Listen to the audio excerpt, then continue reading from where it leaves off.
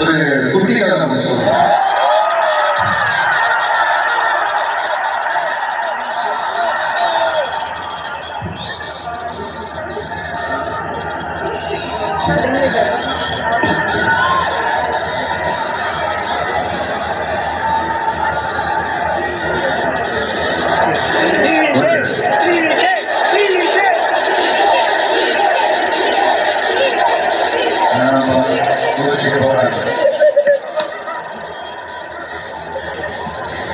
ஒரு குட்டி கதை மாதிரி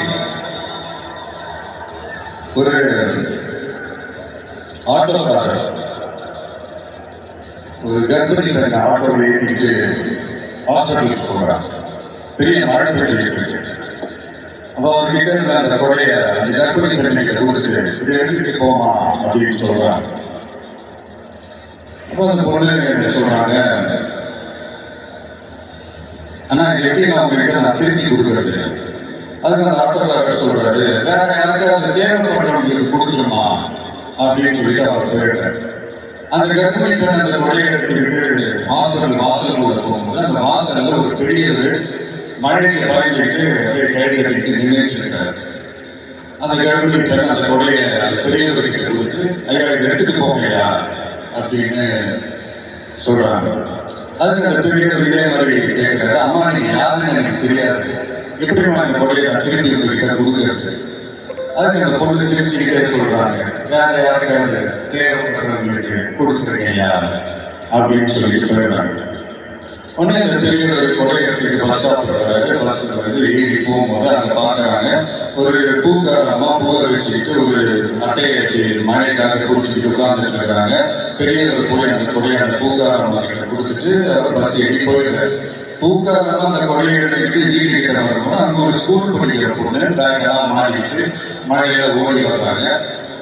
அவங்க போய் அந்த ஸ்கூல் பொண்ணுகிட்ட கொடையை கொடுத்துட்டு மழையில நனையாதமா இதை எடுத்துக்கிட்டு போங்க அப்படின்னு சொல்றாங்க. அந்த பக்கம் தேங்க்ஸ் அப்படின்னு சொல்லிட்டு வீட்டுக்கிட்ட வரும்போது அந்த பொண்ணோட அப்பா பதட்டத்தோட வாசல்ல நின்றுட்டு இருக்காரு. பொண்ணு மழையில நனைஞ்சிட்டு வரணுமே அப்படின்ட்டு. அந்த அப்பா வேற யாரும் இல்லை, அந்த ஆட்டோக்காரர்.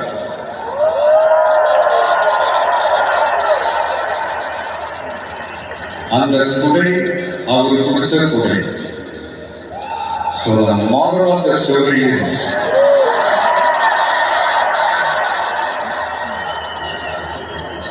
முடிஞ்ச வரைக்கும் எல்லாருக்கும் சின்ன சின்னதா ஒரு நல்லது, சின்ன சின்னதா ஒரு ஹெல்ப் அது செஞ்சு எடுத்து பாருங்க. லைஃப் ஒரு மாதிரி ஜாலியாக இன்ட்ரெஸ்டிங்கா. ஒரு ஃபேமஸ் சேயிங் ஒன்று இருக்கு, வெள்ளத்துல தவிக்கிற ஒருத்தருக்கு நீங்க படகு கொடுத்தீங்கன்னா பாலைவனத்துல நீங்க தவிக்கிறப்போ ஒட்டகமா வந்து நிற்கும். இப்ப யாராவது உங்களுக்கு ஏதாவது கெடுதல் செஞ்சுட்டாங்க, அதை நீங்க பழி வாங்கிட்டீங்க, அந்த நாள் முழுக்க நீங்க சம மகிழ்ச்சியா இருப்பீங்க. எப்படி பார்த்தத எப்படி பழி வாங்க. ஆனா அதே மனுஷனை மன்னிச்சு விட்டு பாருங்க, வாழ்நாள் முழுக்க நிம்மதியா. அதனால யாரையும் கஷ்டப்படுத்துறதுக்கோ யாரையும் அவமானப்படுத்துறதுக்கோ யாரையும் பழி வாங்குறதுக்கோ இல்லைங்க இந்த வாழ்க்கை. நான் முடிஞ்ச வரைக்கும் முன்னாடி சொன்ன மாதிரி சின்ன சின்னதா ஒரு நல்லது, ஒரு சின்ன சின்னதா எப்படி செஞ்சு பாருங்க. எங்கேயோ ஒரு இடத்துல ஃபியூச்சர்ல உங்களுக்கு இது கை கொடுக்கும் அப்படின்னு நான் நம்புறேன். பிடிச்சிருந்தா எடுத்துக்கிட்டேன்.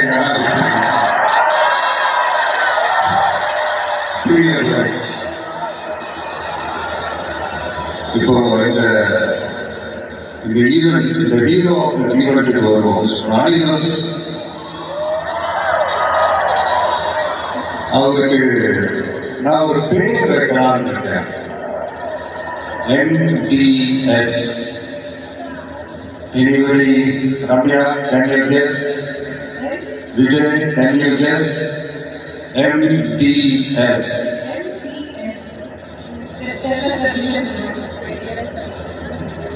Musical Departmental Store. அதாவது அந்த ஸ்டோரை தொடர்ந்து நீங்க உள்ள போயிட்டீங்கன்னா அன்லிமிட்டடா என்ன வேணுமோ எவ்வளவு வேணுமோ எல்லாத்தையும் எடுத்துக்கிட்டு ஹாப்பியாக வரலாம். அது சாங்ஸாக இருக்கட்டும், பிஜிஎம்மாக இருக்கட்டும், இல்லை பேக்ரவுண்ட் ஸ்கோர் பிக் சாங்ஸாக இருக்கட்டும், எஃபெக்ட்ஸாக இருக்கட்டும், இந்த மாதிரி எனக்கு டிசப்பாயிண்ட் பண்ணதே இல்லை.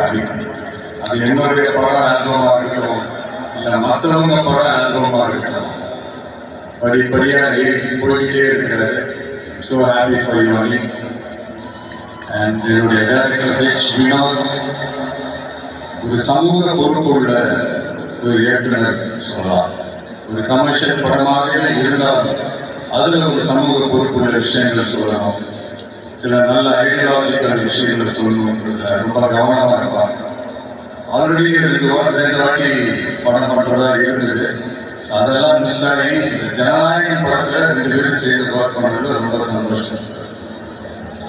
அண்ட் என்னுடைய வில்லன் பாபி டியோர், அவருடைய ஸ்க்ரீன் ப்ரெசன்ஸே நெக்ஸ்ட் லெவல் தான்.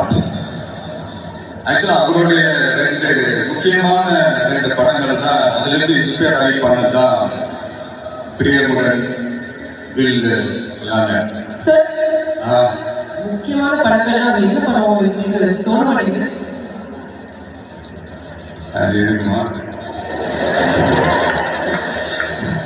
அதான் நான் ஷூட் ஸ்பாட்ல அவர்கிட்ட சொல்லும் போது இதே தான் நான் சொன்னேன், சார் உங்களுக்கே தெரியாம உங்க 2 படத்தை நான் சுட்டுருவோம் சார்.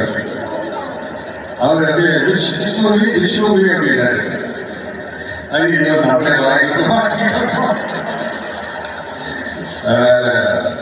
அந்த மாதிரி நிறைய இன்ஸ்பயர் ஆகிருக்கும் அவருடைய படங்கள் படத்தை சொல்லுவாங்க. அண்ட் அமிதா ரொம்ப ஷார்ட் அண்ட் ஸ்வீட்டாக சொல்லணும்னா, இன்னைக்கு இளைஞர்களுடைய டூடு மட்டும் இல்லை, அந்த படத்துக்கு அப்புறம் குடும்பங்கள் கொண்டாடும் டாக்டராக கூட மாறிடுவாங்க அப்படின்னா என்னுடைய நல்ல ஒரு ஃப்ரெண்ட் அவங்க. அண்ட் பூஜா, தமிழ் சினிமாவின் மோனிகா பெலுச்சி, அவங்களுடைய நடிப்பாக இருக்கட்டும், டான்ஸாக இருக்கட்டும், ஸ்க்ரீன் ப்ரெசன்ஸாக இருக்கட்டும், எல்லாமே next level. And Prakash Raj Sithara, ஹீரோவுக்கு ஹீரோயினுக்கு தான் நல்ல கெமிஸ்ட்ரி ஒர்க் அவுட் ஆகும்னு சொல்லுவாங்க. எனக்கு ஆக்சுவலாக எனக்கும் பிரகாஷ்க்கும் நல்ல கெமிஸ்ட்ரி ஒர்க் அவுட் ஆகும். இந்த ஹீரோ வில்லன் அந்த காமன் நான் சொல்றது கில்லி டேஸ்லேருந்தே சொல்கிறேன். கில்லியாக இருக்கட்டும், போகிரியா இருக்கட்டும், சிவகாசியாக இருக்கட்டும், இல்லை இப்போ ஜனநாயகம் வரைக்கும் அந்த ப்ராசஸ் நான் ரொம்பவே என்ஜாய் பண்ணுறேன். தேங்க்யூ பிரகாஷ். முக்கியமாக என்னுடைய ப்ரொடியூசர் கேவிஎன் சார், அவங்க ஆக்சுவலாக இந்த படம் 2023 அந்த பேச்சுவார்த்தையெல்லாம் ஸ்டார்ட் ஆகிடுச்சு. இந்த மாதிரி படம் பண்ண போகிறது. அதே நேரத்தில் நான் என்னுடைய பொலிட்டிக்கல் சைடும் அது அனௌன்ஸ்மெண்ட்லாம் வந்துருச்சு. அப்போ நான் அவர்கிட்ட கேட்ட ஒரே ஒரு விஷயம் தான் அவருக்கு நான் கேட்டேன், சார் சும்மாவே என் படத்துக்கு பிரச்சனை வரும், இதில் வேற ட்ராக் நோக்கி போகிறேன், எப்படி சார் இந்த டைம்ல நீங்கள் படம் எடுத்து பண்ணுறீங்களா பரவாயில்லையான்னு. அவர் அதெல்லாம் யோசிக்கவே இமீடியட்டாக பண்ணலாம் அப்படின்ட்டாங்க. அந்த பாசிட்டிவ் வைப் எங்கள் மேலே திருப்பி விட்டார். ஸோ இந்த நேரத்தில் அந்த படம் நீங்கள் எடுத்து பண்ணதுக்கு ரொம்ப நன்றி சார். நாங்கள் அதுலேருந்து ஸ்டார்ட் ஆகி இன்னைக்கு ஆடியோ ஃபங்க்ஷன் வரைக்கும் நின்றுருக்கிறோம். எதுலையுமே தலையிட மாட்டார். நம்மளுடைய கோ ப்ரொடியூசர் ஜெகதீஷ் லோஹேட்லாம் சொல்லுவாங்க, இவர் என்ன சார் எதுலையுமே தலையிடவே மாட்டார், என்ன நடக்குது, ஏது நடக்குது, ஷூட்டிங் நடக்குதா இல்லையா, என்ன செலவாகுது, எதுவுமே கேட்க மாட்டேங்கிறார். அது ஒரு விதத்தில் ப்ளஸ்ஸாக இருந்தாலும் இன்னொரு விதத்தில் மைனஸாகவும் இருக்குது அப்படின்ற மாதிரி விளையாட்டாக சொல்லியிருக்கிறோம். ரொம்ப அவருடைய மாஸ் ஃபிலிமோட லவர், காதல் கதைகள்லாம் பெருசாக பிடிக்கிறது. அதனால் அப்பப்போ ஷூட்டிங் வந்தாங்கன்னா அந்த மாஸ் ஆக்ஷன் ஃபிலிம் ஓகே அப்படின்ட்டு அந்த எனர்ஜி எங்க மேலே பாஸ் பண்ணிட்டு இருக்கு. ஸோ அந்த மாதிரி மனசுக்கே thank you sir. And Raghu master, Shobi master,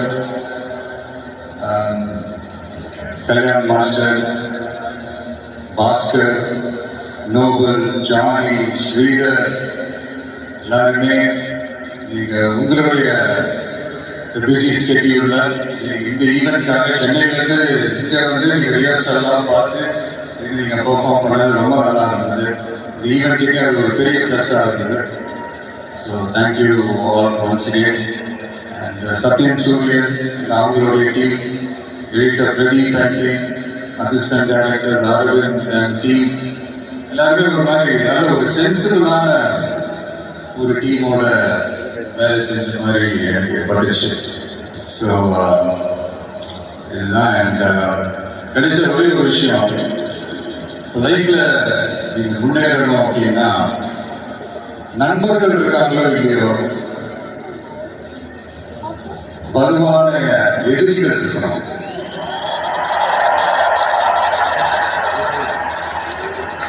சும்மா மழை போறவங்களாம் ஏற்றுக்க முடியாது இல்லையா? வலுவாக இருக்கிறவங்களை தான் எதிர்க்க முடியும். அப்பதான் நாம ஜெயிக்கிற அளவுக்கு வலிமையா இருக்கோம்னு அர்த்தம். இப்ப ரீசெண்டா நம்மளை பத்தி ஒரு பேச்சு ஒன்று ஓடிட்டு இருக்கு. விஜயன் தனியா வரவரா அணியா வரவரா? நம்ம இப்ப தனியா இருக்கிறோம். 33 வருஷமா உங்களோட தான் இருக்கிறோம், மக்களோட தான் இருக்கிறோம். அப்போ அது மிகப்பெரிய ஒரு அணி தானே, அதை ஒரு தனின்னு சொல்ல முடியும். இப்ப கூட பாருங்க, தனியா அணியா விளக்கமா சொல்ல மாட்டேங்கிறாருன்னு எனக்கு தோணும். சஸ்பென்ஸ் ஒரு இருக்கிறாரு எனக்கு இருக்கும். அதெல்லாம் கைத்தறதுக்காக நான் சொல்லல, மனசுல இருந்து பேசுறேன், மக்களுக்காக பேசுறேன். மக்களுக்காக பேசுறதோட மட்டும் நிப்பாட்டிக்க கூடாது, அதை செய்யணும். எல்லாத்தையும் விட முக்கியம் செய்யறதுதான் சொல்லணும். So 2026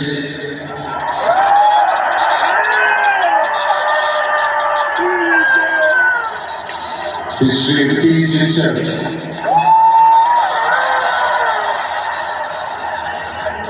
Let's be prepared to embrace it for the people. Thank you, Malaysia. Thank you once again.